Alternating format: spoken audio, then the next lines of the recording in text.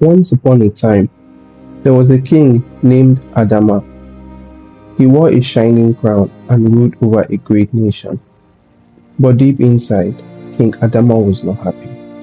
The title of king made him feel trapped. His people loved him, but they didn't know the pain he carried every day. You see, in his kingdom, Kamzilu, the king couldn't marry or have any children. The title of king came with many sacrifices. Adama had given up on everything for his people, but it had left him feeling lonely and empty inside. He longed for a normal life, like the people in his village. He wanted to live free, without the weight of the crown on his head. One day, after a long night of celebrations, he couldn't take it anymore. He left the palace quietly, without anyone noticing him. The crown, which he had worn every day, felt so heavy. He took it off and left it on the floor and snuck out into the night. Not long after his disappearance, the news of it spread quickly, far and wide, causing panic. His people wondered where their beloved king had gone to, and some even feared something terrible had happened to him. Adama walked for days.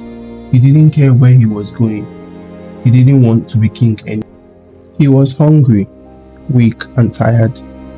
His clothes were torn, and his face was dirty from days in the wilderness. His body was thin, and his eyes looked lost. He had nothing but the memories of his old life as a king, a life that had taken so much from him. One evening, after days of walking through the forest with no food, he stumbled into a small village. He was weak and barely able to stand. He fell to his knees and begged for food. His eyes were full of sorrow. That's when Zuri saw him.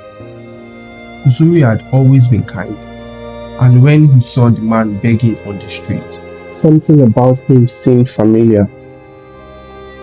Zuri looked closely and realized it was King Adama, the runaway king. Zuri couldn't believe his eyes. The mighty king reduced to a beggar in a few days. With a deep sigh, Zuri helped Adama to his feet. He took him into his home, fed him, and gave him clean clothes.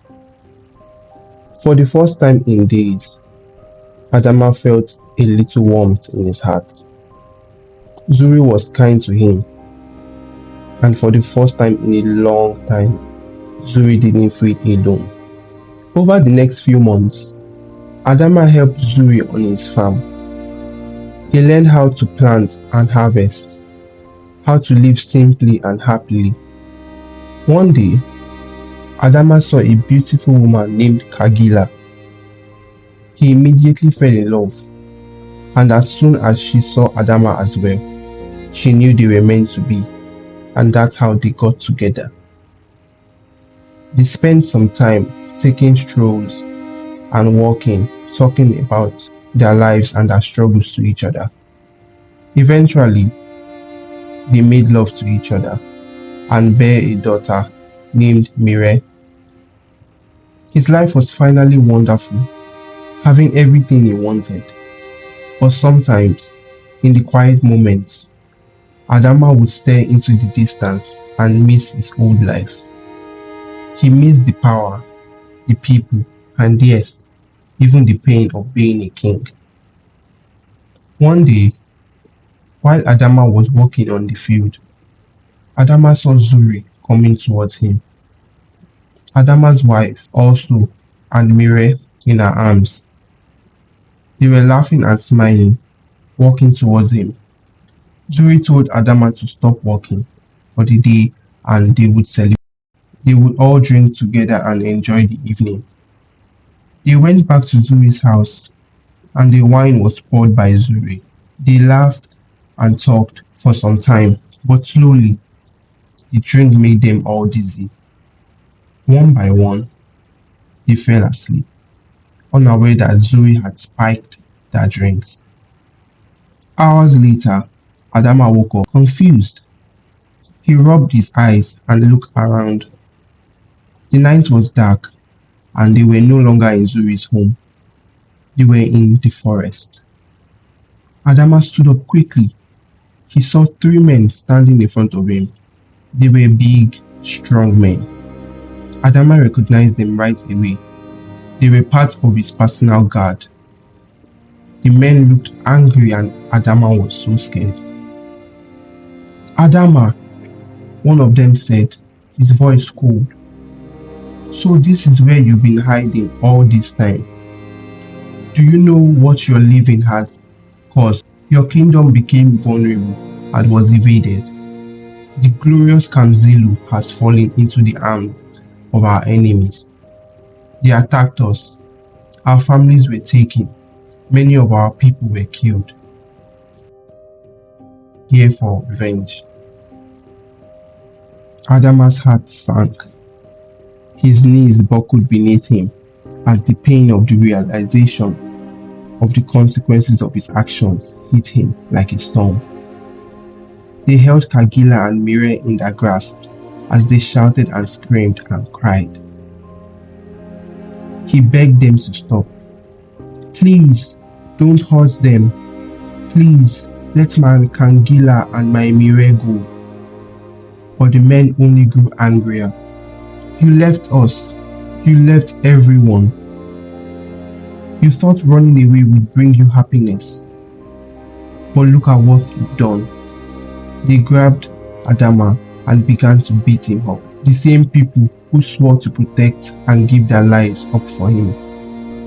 Adama pleaded for them to stop. Adama cried out, his voice breaking, "Please, please let them go." But the men did not listen. They pulled out a knife, and Adama watched in horror as they killed his wife and child in front of him. He screamed, tears flooding his face. His heart shattered.